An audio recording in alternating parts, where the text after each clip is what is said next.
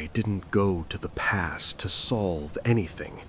I went because a box arrived at my apartment with no return address, no note, and my name typed in perfect block letters like it had been printed by a machine that didn't know how to be human. Inside was a reel-to-reel tape, a rusted steel key, and a strip of canvas cut from a tent. The canvas still smelled like old smoke and cold fabric, and something else underneath it, something metallic, like a coin held too long in a mouth. A label had been glued to the tape spool, yellowed and cracking. "Don't play this where the wind can hear it." I laughed once, just once. Then the radiator clicked, and the apartment went quiet in a way that felt deliberate. I played the tape anyway. At first, it was only hiss, then a voice, muffled, distant, Russian maybe, then another sound sliding under it, too low to be music, too steady to be wind, a pressure in the bones, a note that didn't enter through your ears so much as your teeth. I felt it in my jaw, in my eyes. I stopped the tape. The silence after was worse, because the hum didn't leave immediately. It faded slowly, like something backing away through a corridor. That night I dreamed of snow, and footprints arranged in a calm, single-file line, as if the people making them had forgotten what panic was. In the dream, I followed those prints until they stopped at the edge of a dark forest. Then I heard fabric tearing, and a voice whispering close to my ear, in English so clean it sounded recorded. Cut from the inside.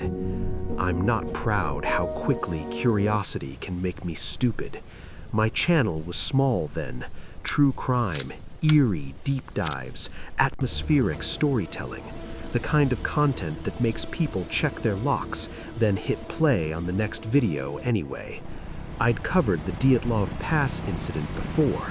Everyone had. 9 hikers in 1959. We have to the be ripped careful tent, now. The impossible injuries, the missing answers that grow fangs when you stare too long.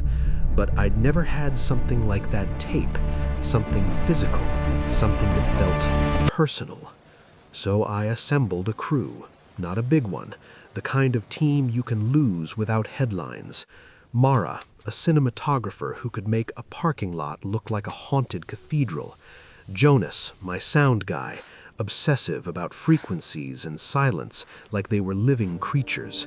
And me, the one who talks, the one who turns dread into content. We flew into Yekaterinburg, then drove until roads became suggestions, and the sky lowered itself over the landscape like a lid. The locals didn't like our questions, not because they didn't know the story, because they did. An old man at a roadside cafe watched us load our gear and said something in Russian that made the younger waitress cross herself. Mara leaned closer to the waitress cold later out and here. asked what he said. The waitress hesitated, then whispered, "He said you are bringing your own storm." That night, in the cheap hotel, Jonas set the reel-to-reel on the desk like a bomb. "Tell me you didn't bring the tape," Mara said. "I brought the tape," I said. Jonas ran fingers along the cracked label. "This is old, but the adhesive isn't. Someone relabeled it recently." "Meaning someone wants us to play it," Mara said. I tried to grin. It came out weak. "We're not playing it here." Jonas's eyes flicked to the window. Snow was starting, fine as dust. Good. The wind pressed its palm against the glass as if listening. 2 days later, we were on snowmobiles with a local guide named Pavel, heading toward the pass. Pavel didn't talk much. He wore his hood up even indoors, like he was always preparing to leave in a hurry. The closer we got, the more the world emptied. Trees grew sparse, the horizon flattened, the sky became one long bruise, and then the mountain appeared.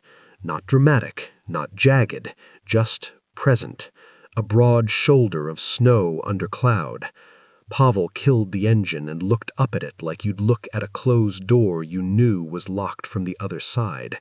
Cholatz Yakel, he said. Mansi name, Mara murmured. Mountain of the dead. Pavel didn't correct her. He just spat into the snow like it tasted bad. We hiked the last stretch with sleds, breath turning to crystals. Each step made a sound like brittle paper being crushed. When we reached the pass, the wind hit us full on. It wasn't howling, it was steady, a constant push. It didn't sound angry, it sounded patient. Pavel planted our poles with quick, practiced movements. We camp lower, he said. Jonas checked our map, but the original team camped on the slope. Pavel stared at him for a long moment. They should not have. We camped lower. Still, the wind found us. It always does. That first night, inside the tent, Mara's batteries drained faster than they should have. Jonas's recorder picked up a low tone whenever he pointed the mic toward the mountain, even though the wind should have been too chaotic to produce a stable frequency. He played it back for us, the waveform clean and unwavering. "It's like a carrier signal," he said softly. "A signal for what?" Mara asked. Jonas didn't answer right away. He kept listening, eyes half-lidded like he was tracking something moving in the dark. "Sometimes," he finally said, "you don't broadcast to communicate. You broadcast to locate." I laughed again, but it sounded too loud in the tight space of the tent, like a wrong move in a church. Outside, the wind pressed along the canvas, searching for seams. Sometime after midnight, I woke up with my heart pounding, not from a nightmare, from the sensation that someone had leaned their face close to the tent wall and exhaled.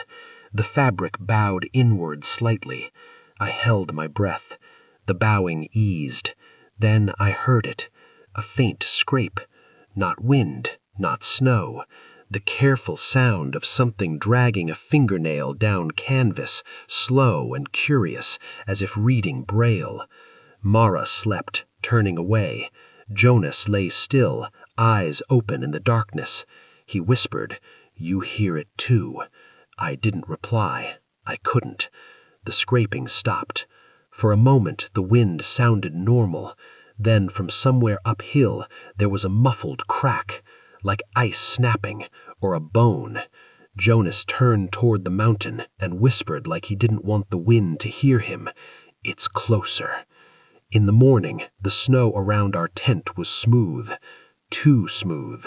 Pavel squinted at it and walked a slow circle, boots crunching. He stopped near the entrance and pointed. A line, pressed into the snow, a shallow groove. "Something pulled," he said. "Like an animal?" I asked. He looked at me with something close to pity. "No animal make no tracks." Jonas knelt and ran a gloved hand over the groove. It's like something was slid, not stepped. Mara lifted the camera, filming, but her hands trembled a little. She tried to hide it. Pavel turned his head, listening. Even in daylight, the wind made the same steady push. "We go," he said. "Already?" I said. "We go," he repeated.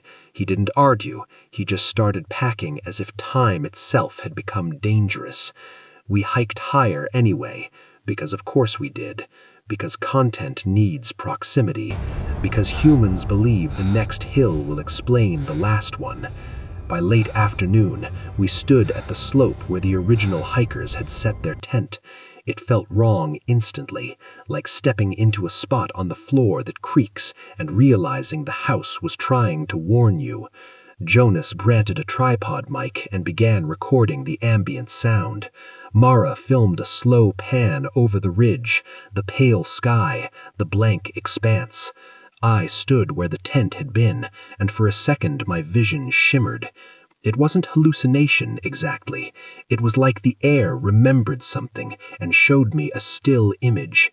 9 figures in heavy coats, backs bent against wind, moving with calm efficiency, their faces indistinct, and behind them a 10th shape, taller, too thin, standing perfectly upright, as if the wind couldn't touch it. Then my eyes blinked, and the image was gone. "Eli, you okay?" Mara asked. I forced a nod.